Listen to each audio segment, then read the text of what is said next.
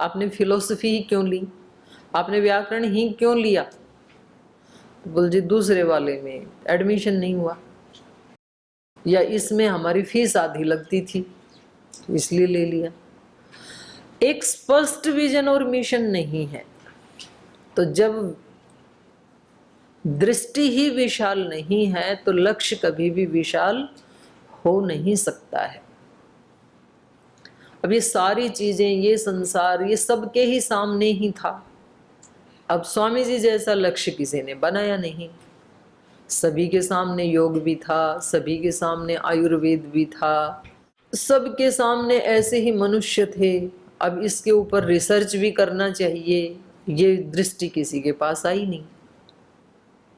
तो सदियों से आयुर्वेद के ऊपर कोई रिसर्च नहीं हुआ। यही सब मनुष्य थे, तो किसी के मन में ये नहीं आया कि अच्छे लोगों का एक संगठन बनाया जाए और उनको अच्छे काम में लगाया जाए, तो इसलिए वो अपने अपने घरों में बैठे थे। अब महाराज जी के पास वो दृष्टि थी, वो विजन था, तो उन्होंने उन सब दिव्य आत्माओं को एकत्रित किया और उनको सेवा के काम में लगा दिया। तो सब करते हैं, कोई 2 घंटा, 4 घंटे, 6 घंटे, जैसी जिसकी सामर्थ्य है। आप सब लोग अपने अपने घरों में बिखरे ही पड़े थे पूरे देश में, तो ये किसी की दृष्टि में आया नहीं कि ऐसे अच्छे अच्छे सुयोग्य युवक युवतियों को एकत्रित करके उनको व्याकरण का, दर्शन का, उपनिषदों का, अध्यात्म का, योग का, प्राणायाम का, ये उनको प्रशिक्षण देना चाहिए और उनको एक ऐसे ऋषि कल्प नागरिक तैयार करने चाहिए। दूसरे के मन में नहीं आया, महाराज जी के मन में आया तो आप सब वहाँ से उठ उठ करके यहाँ आ गए। तो जिसका जितना विजन मिशन जितना विशाल है, उस व्यक्ति को कहेंगे विशालाक्ष। तो श्री राम कैसे हैं? विशालाक्ष। विशाल है दृष्टि जिनकी, क्षुद्र दृष्टि नहीं है। क्षुद्र दृष्टि होती ना तो वहीं अयोध्या में ही झगड़ा हो जाता।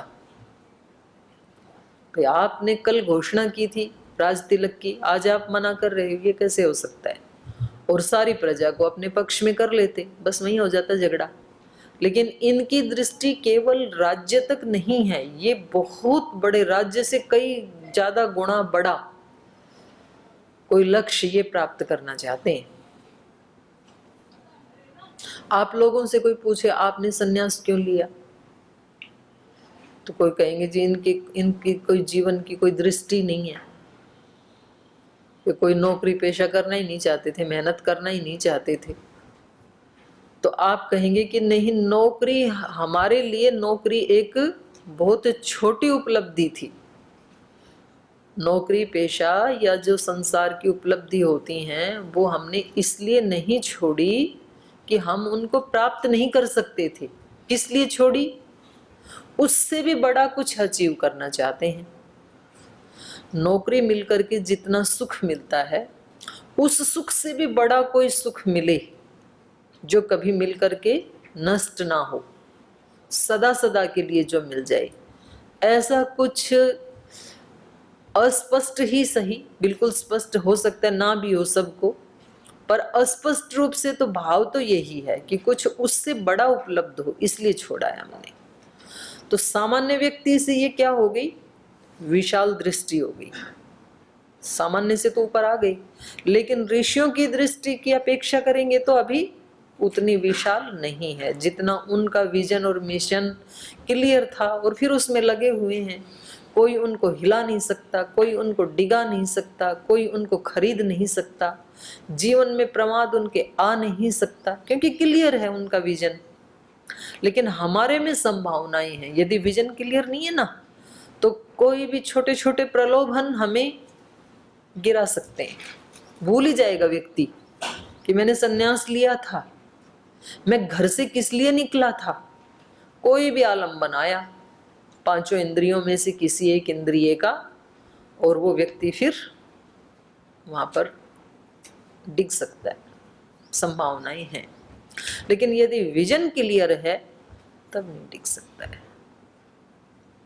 तब तो उसको गुरु नानक देव जी जैसे महापुरुषों को गर्म तवे पे बिठा दिया, किसी को सूली पे चढ़ा दिया, किसी को जहर पिला दिया, कितनी भी यातनाएं क्यों ना दें, कितने भी प्रलोभन उनके सामने क्यों ना रखें, तब वो उससे हट नहीं सकते अपने लक्ष्य से। तो बोले कट सकते हैं, हट नहीं सकते हैं, क्योंकि क्लियर है विजन। तो प्राप्त यही करना है। इसको करते हुए यदि प्राण चले भी जाएं तो कोई दिक्कत नहीं है, अगला शरीर मिल जाएगा, कोई बात नहीं। लक्ष्य तो यही रहेगा, इस जन्म में भी ये रहेगा, उससे अगले में भी यही रहेगा, उससे अगले में भी यही रहेगा। जब तक प्राप्त ना हो तब तक यही लक्ष्य रहेगा। ये उस व्यक्ति की स्थिति होगी जिसका विजन क्लियर है और बड़ा है। श्री राम का जो विजन और मिशन है वो बड़ा भी है और स्पष्ट भी है। तो इसलिए बहुत सारे प्रलोभन आए ही। कभी चित्रकूट में आकर के सारी माताएं और सारे देश के जो प्रमुख व्यक्ति हैं वो सब आकर के मनाते हैं, भरत जी मनाते हैं, रोते हैं, कभी उनके सामने गिड़गिड़ाते हैं, लेकिन अपने विजन से वो टस से मस नहीं होते हैं।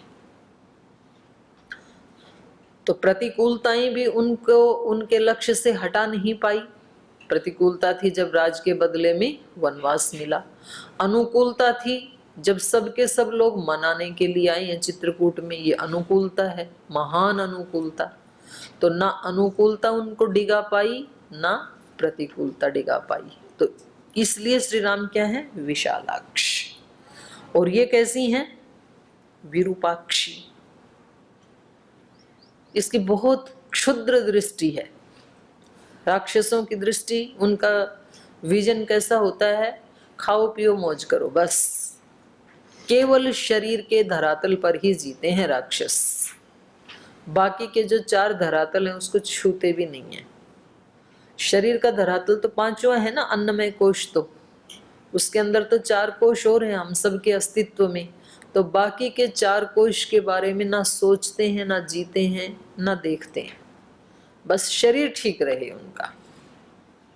और दुर्भाग्य से आज जो भारत है, जो कभी 5वें कोश पर जीने वाले महापुरुषों को अपना आदर्श मानता था, ब्रह्मवेत्ताओं को, आत्मवेत्ताओं को, और वो ऐसे बहुत सारे महापुरुष और महान नारियां जो यहाँ होती थी, आज उनकी तरफ कोई भी ना देख करके, जो केवल शरीर के धरातल पर ही खाना पीना मौज मस्ती करना, उनको दुर्भाग्य से आज ज्यादातर लोगों ने अपना आदर्श मान लिया है। जिनको ना कोई चरित्र की परवाह पड़ी है। एक व्यक्ति नाटक करता है एक आदर्श पति का, पिता का, पुत्र का, और रियल लाइफ में उसके चरित्र का ठिकाना ही नहीं होता है।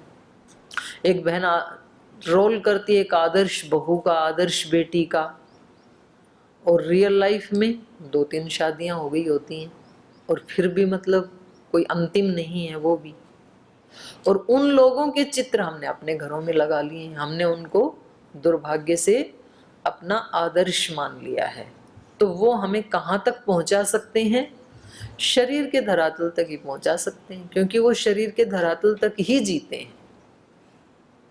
तो ज्यादा से ज्यादा हम कुछ दिन उनको देख करके अपने शरीर का ध्यान रख सकते हैं, उससे आगे तो नहीं जा सकते।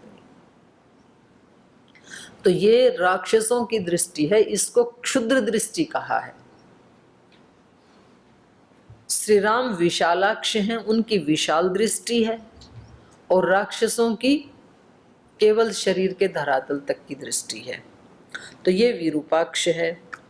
श्री राम सुकेश हैं, सुकेशम, सुंदर हैं केश जिनके, और ये कैसी हैं?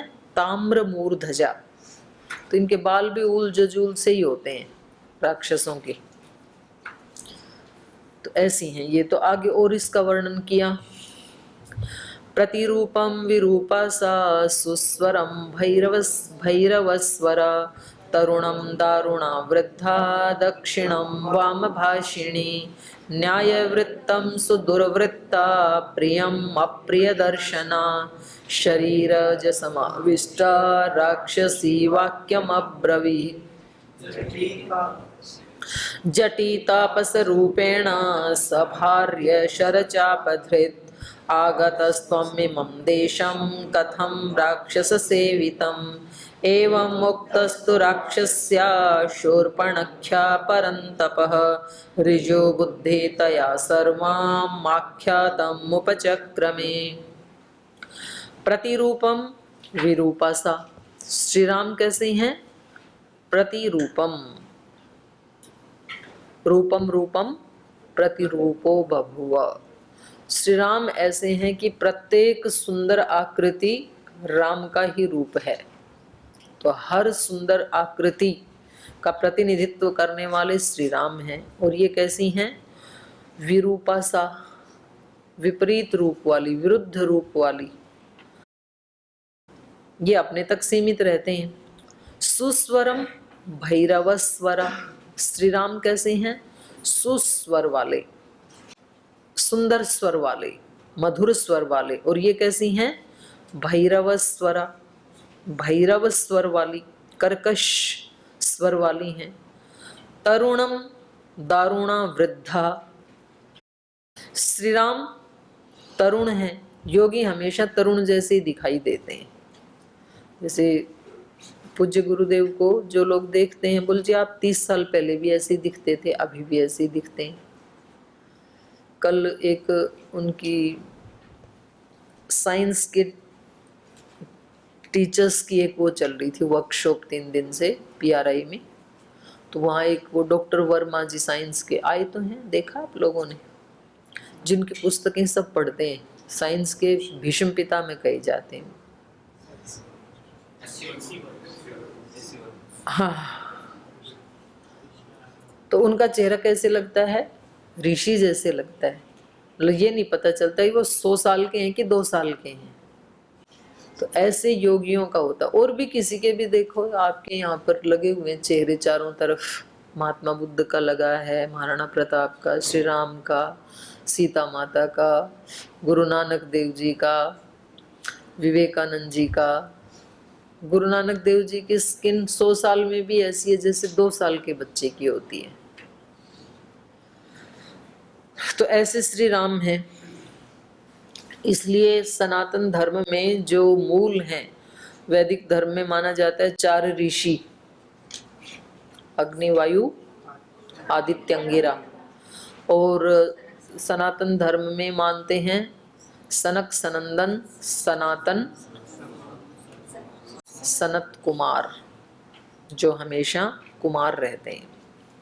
तो ऐसे ही है श्री राम भी, तरुणम। और वो कैसी हैं? राक्षसी, वृद्धा दारुणा, दारुण, वृद्ध, जो योगा अभ्यास नहीं करते हैं ना, और खूब खाते पीते रहते हैं, तो सच में ही वो 20 साल में ऐसे लगते हैं जैसे 30 साल के हैं। 10 वर्ष उम्र ज्यादा ही दिखती है, क्योंकि वो ना व्यायाम करते हैं, ना प्राणायाम करते हैं, खूब सारा खाते हैं, सोते हैं, स्वाध्याय आदि भी नहीं करते हैं।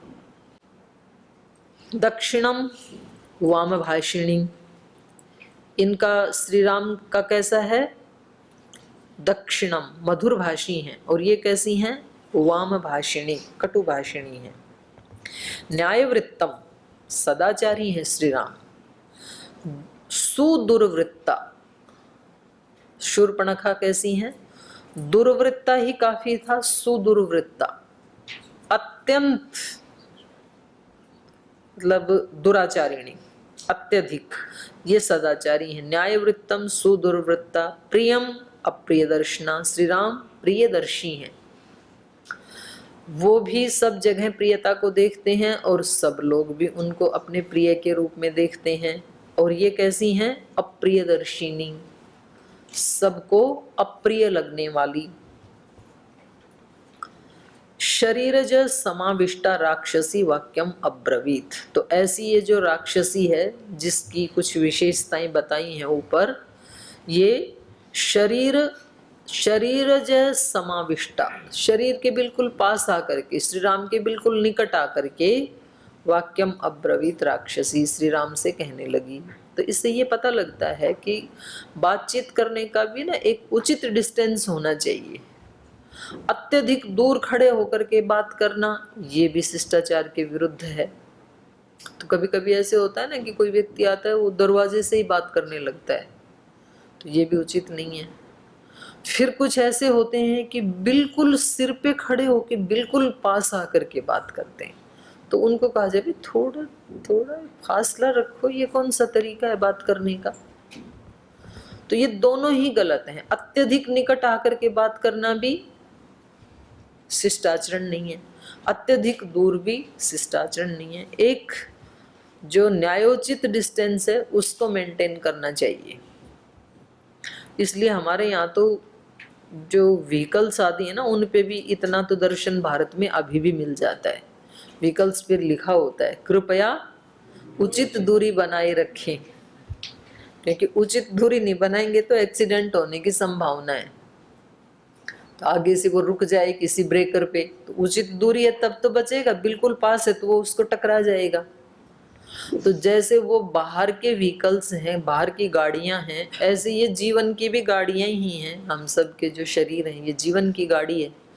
तो इन शरीरों के जो संबंध हैं, उन संबंधों में एक उचित दूरी होनी चाहिए, उचित दूरी मेंटेन करके रखनी चाहिए।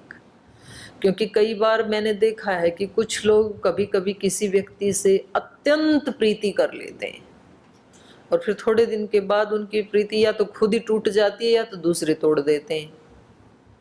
तो अति घनिष्ठता कहीं भी नहीं होनी चाहिए। सन्यासी ब्रह्मचारियों की तो बात छोड़ो, संसार की दृष्टि से भी मैं कह रही हूँ। तो अत्यंत निकटता, खाएं तो भी वही साथ, कहीं जाना है तो भी वही साथ, सोना है तो भी वही साथ, व्यायाम में भी वही साथ। अरे भाई इतनी भी निकटता मत रखो, फिर थोड़े दिन में पता लगता दोनों का झगड़ा हो गया, टूट गया रिश्ता। कितनी संसार में भी देखते हैं इतनी निकटता कि बोले इसके बिना मैं नहीं जी सकता, इसके बिना मैं नहीं जी सकती। माता पिता सबको दूर कर दिया और दोनों ने शादी कर ली और पता लगा 2-3 महीने के बाद दोनों अलग हो गए।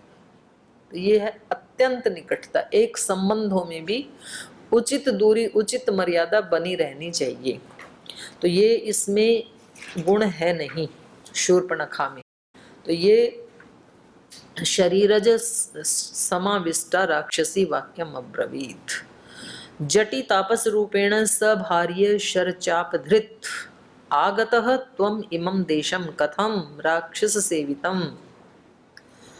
ये कह रही है हमारे देश में कैसे आ गए, ये देश तो कैसा है, ये स्थान कैसा है, राक्षस सेवितम, राक्षसों के द्वारा सेवन किए जाने योग्य है। ये हमारा क्षेत्र है, राक्षसों का क्षेत्र है। अरण्य, अरण्य कांड, तो उसमें अरण्य में उलझे हुए तो राक्षस ही रहते हैं, देवता तो पार निकल जाते हैं।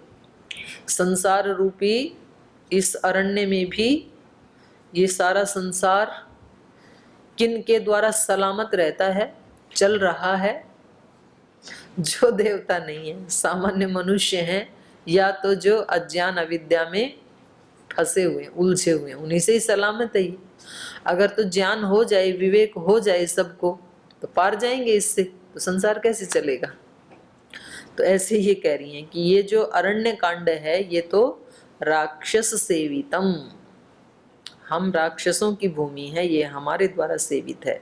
तो इसमें इमम देशम, इस देश में, कथम आगत, आप कैसे आ गए, क्योंकि आप कैसे हैं, जटी, जटाओं वाले, आप तो तपस्वी हैं।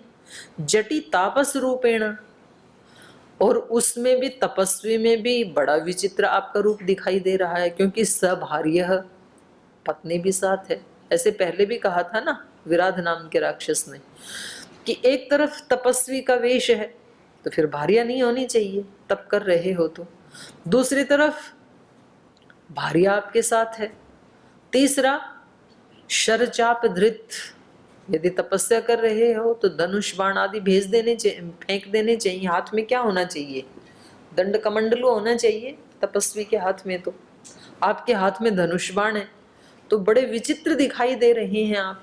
वेश तपस्वी का, पत्नी साथ में, धनुष बाण हाथ में, तो परस्पर विरोधी चीजें हैं ये। तो कई बार जो महापुरुष होते हैं उनका जीवन और उनके वाक्य परस्पर विरोधी दिखाई देते हैं। कुछ कुछ विषयों में वो फूल से भी कोमल होते हैं और कभी उनका रूप वज्र से भी कठोर दिखाई देता है, लगता है इनका जैसा कठोर कोई है ही नहीं। कभी लगता है कि अत्यंत करुणावान है। तो परस्पर विरोधी शक्तियों से युक्त जीवन होता है महापुरुषों का।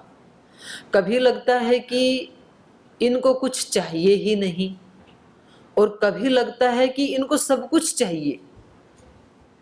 तो ऐसा ऐसा जीवन होता है। तो श्री राम को देख के लगता है तपस्वी हैं तो पत्नी साथ क्यों, पत्नी साथ है तो तपस्वी का वेश क्यों धारण किया, धनुष बाण हाथ में क्यों रखा। ये तो सीता माता के ही मन में आ गया। शूर्पणखा की तो बात ही छोड़ो, सीता माता ने भी पूछा ना, आपने हाथ में धनुष क्यों उठाया, जब हमें तपस्या करनी है 14 साल तापस वेश में रहना है, तो ये धनुष क्यों उठा रखा है आपने हाथ में। लेकिन वो जिसका जो विजन मिशन होता है उस व्यक्ति को पता होता है कि क्या क्या आवश्यक है। पहले हमें भी लगता था कि महाराज जी साधु बन गए, क्यों इतनी मेहनत करते हैं, इतना पुरुषार्थ क्यों करते हैं। और हम ये भी देखते हैं कि उनके अंदर इतनी निर्लिप्तता भी है कि कुछ छोटा सा भी अपने पास रखते नहीं है। कोई बैंक बैलेंस नहीं है, कोई सुख के साधनों का उपभोग नहीं करते हैं, वही चटाई पे सोना, वही लौकी की सब्जी खाना, वही आधा गिलास दूध पीना, इतना थोड़ा सा भोजन है, इतना सिंपल जीवन, फिर क्यों इतना पुरुषार्थ करते हैं। तो ऐसे तो लगता ही है ना, जब किसी को चाहिए मान लो तब तो पुरुषार्थ करे, भी खूब सारा भोग के साधन चाहिए तो फिर तो कमाने पड़ेंगे, नहीं चाहिए तो क्यों करना इतना।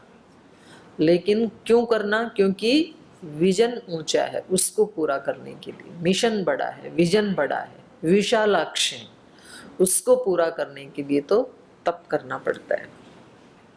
तो इन्होंने पूछा कि आप इस देश में कैसे आ गई। एवं मुक्तस्तु राक्षस्या शूर्पणख्या परंतपः ऋजु बुद्धितया सर्वम आख्यातुम उपचक्रमे।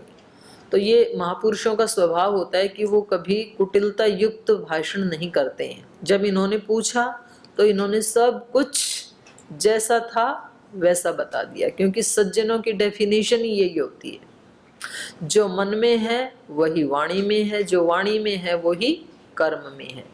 मनस्येकम वचस्येकम कर्मण्येकम सज्जनानाम, मनस्यन्यत वचस्यन्यत कर्मण्यन्यत दुर्जनानाम। तो ऋजु बुद्धितया, बिल्कुल सरल बुद्धि, बिल्कुल सरलता से सर्वम आख्यातुम उपचक्रमे, सब उनको बताने लगे, सब जैसा था वैसा बता दिया उन्होंने। क्या बताया।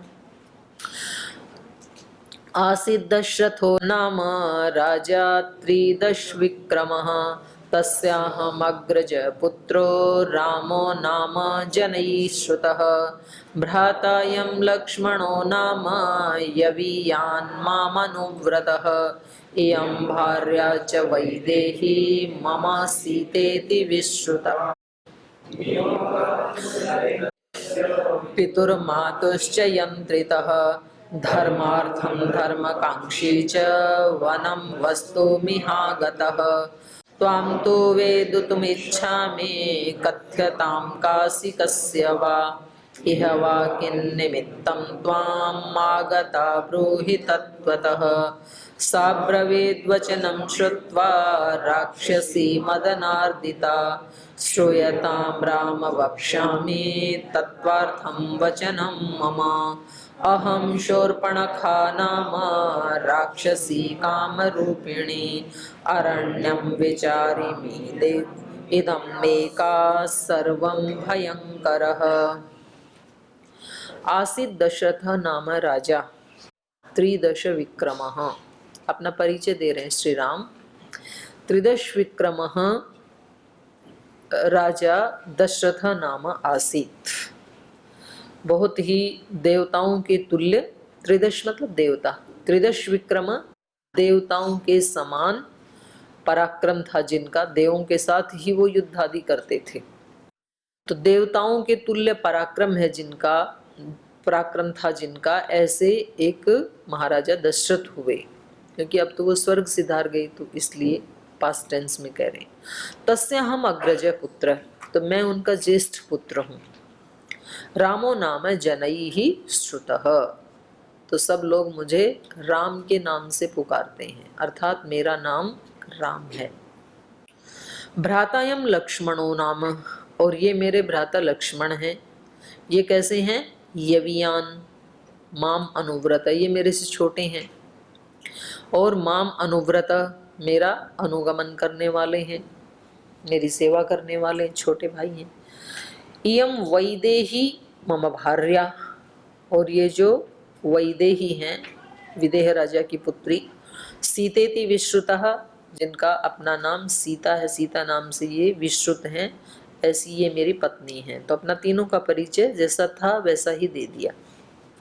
फिर उसने आगे कहा था कि आप कैसे आ गई, इस वन में कैसे आ गई, तो उसके बारे में बता रहे हैं। नियोगात्तु नरेंद्रस्य, पितुः नरेंद्रस्य नियोगात्तु पितुः मातुश्च, पितुः नरेंद्रस्य मातुश्च नियोगात्तु यंत्रितः, माता पिता के आदेश से। माता का मतलब यहाँ पर कैकेयी, माता कैकेयी का भी आदेश था और पिता का भी आदेश था। तो उनके नियोगात, उनके आदेश से, यंत्रितः, उनके यंत्र बन करके, माने उनके आदेश का पालन करते हुए, धर्मार्थम, धर्म के प्रयोजन से, क्योंकि माता पिता की आज्ञा का पालन करना ही धर्म का उपाय है। तो इसलिए धर्मार्थम, धर्माकांक्षी, क्योंकि हम धर्म की ही कामना करते हैं, भोगों की कामना नहीं करते। धर्मार्थम धर्माकांक्षी च वनम वस्तुम इह आगत, तो इस कारण से हम माता पिता की आज्ञा का पालन करते हुए, उनके द्वारा भेजे हुए हम इस वन में आए हैं। तो अब आप बताइए आप कौन हैं? त्वाम तु वेदितुम इच्छामि कथ्यताम कासी कस्य वा, त्वाम तु वेदितुम इच्छामि, हम आपके बारे में भी जानना चाहते हैं, आप कौन हैं? कासी कस्य वा, किस कुल खानदान से आपका संबंध है, संपर्क है, कौन है आप? इह वा किन निमित्तम त्वम आगता, और यहाँ किस निमित्त से आई हैं, हमारे पास किस प्रयोजन से आई हैं? तत्वतः ब्रूहि, तो आप भी हमें सत्य सत्य बताइए। हमने तो अपना सत्य बता दिया, अब आप किस निमित्त से आई हैं वो आप भी बताइए। तब इन्होंने क्या आंसर दिया राक्षसी ने, तो ये हम कल पढ़ेंगे। आज ही विराम लेते हैं।